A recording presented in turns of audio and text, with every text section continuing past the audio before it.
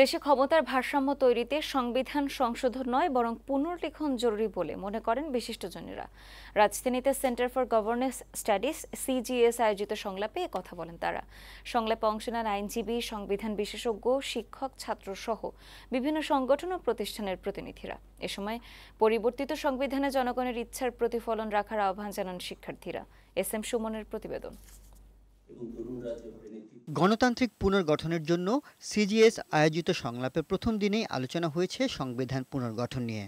সংলাপে আইনজীবী, সংবিধান বিশেষজ্ঞ, শিক্ষক, ছাত্রসহ বিভিন্ন সংগঠন ও প্রতিষ্ঠানের প্রতিনিধিরা উপস্থিত ছিলেন।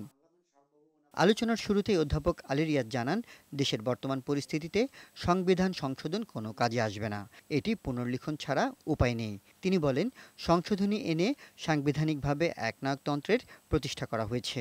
এ কারণে প্রধানমন্ত্রীর হাতে অভাবনীয় ক্ষমতা, তাই এর পুনর্লিখন জরুরি।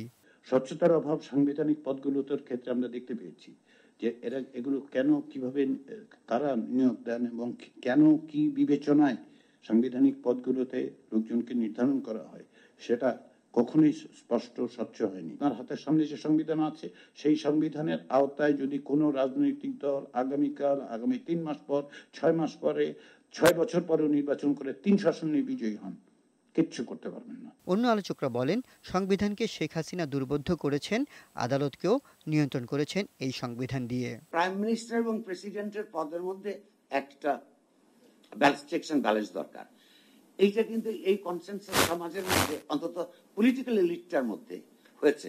এই সংবিধানের বর্তমান যেটা আছে, সেই সংবিধানের দ্বারা কোনো গণতান্ত্রিক রাষ্ট্র চলতে পারে না, এ বিষয়ে কোনো দ্বিমত নাই। তো এটাকে ফেলে দেব নাকি এটাকে রেখে আমরা সংস্কার করব, এইটাই আমার মনে হয় খুবই একটা গুরুত্বপূর্ণ প্রশ্ন আমাদের সামনে। আলোচনায় অংশ নিয়ে শিক্ষার্থীরা বলেন, জনগণের বৃহত্তর অংশ কি চাচ্ছে সেটাতে গুরুত্ব দিতে হবে। যে ত্যাগের মাধ্যমে বর্তমান অর্জন এসেছে, সংবিধানে তার প্রতিফলন থাকতে হবে। তবে ৭১-এর আকাঙ্ক্ষা বাদ দিয়ে সংবিধান পুনর্লিখন আত্মঘাতী হবে বলেও মত দেন কেউ কেউ।